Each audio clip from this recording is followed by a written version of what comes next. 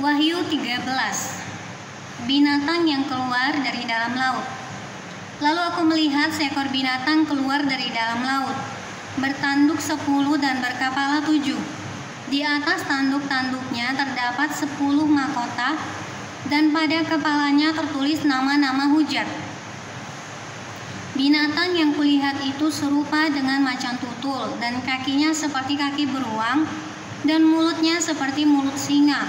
Dan naga itu memberikan kepadanya kekuatannya, dan tahtanya dan kekuasaannya yang besar. Maka tampaklah kepadaku satu dari kepala-kepalanya seperti kena luka yang membahayakan hidupnya. Tetapi luka yang membahayakan hidupnya itu sembuh. Seluruh dunia heran lalu mengikut binatang itu.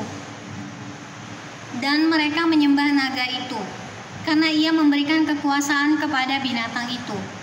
Dan mereka menyembah binatang itu sambil berkata, "Siapakah yang sama seperti binatang ini? Dan siapakah yang dapat berperang melawan dia?"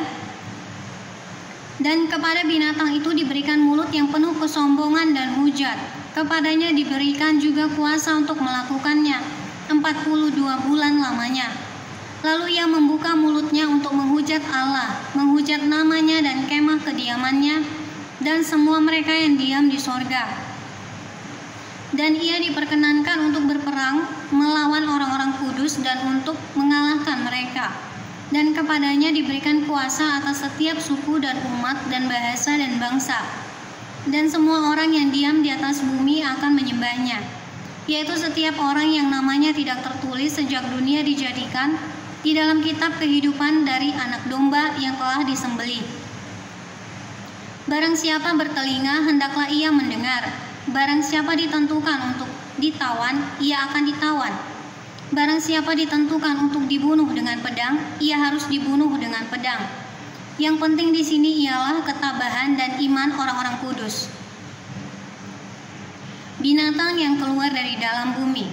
Dan aku melihat seekor binatang lain keluar dari dalam bumi dan bertanduk 2, sama seperti anak domba, dan ia berbicara seperti seekor naga. Dan seluruh kuasa binatang yang pertama itu dijalankan di depan matanya. Ia menyebabkan seluruh bumi dan semua penghuninya menyembah binatang pertama yang luka parahnya telah sembuh. Dan ia mengadakan tanda-tanda yang dahsyat. Bahkan ia menurunkan api dari langit ke bumi di depan mata semua orang. Ia menyesatkan mereka yang diam di bumi dengan tanda-tanda yang telah diberikan kepadanya untuk dilakukannya di depan mata binatang itu. Dan ia menyuruh mereka yang diam di bumi supaya mereka mendirikan patung untuk menghormati binatang yang luka oleh pedang, namun yang tetap hidup itu. Dan kepadanya diberikan kuasa untuk memberikan nyawa kepada patung binatang itu, sehingga patung binatang itu berbicara juga dan bertindak begitu rupa, sehingga semua orang yang tidak menyembah patung binatang itu dibunuh. Dan ia menyebabkan sehingga kepada semua orang, kecil atau besar, kaya atau miskin, merdeka atau hamba, diberi tanda pada tangan kanannya atau pada dahinya. Dan tidak seorang pun yang dapat membeli atau menjual selain daripada mereka yang memakai tanda itu, yaitu nama binatang itu atau bilangan namanya.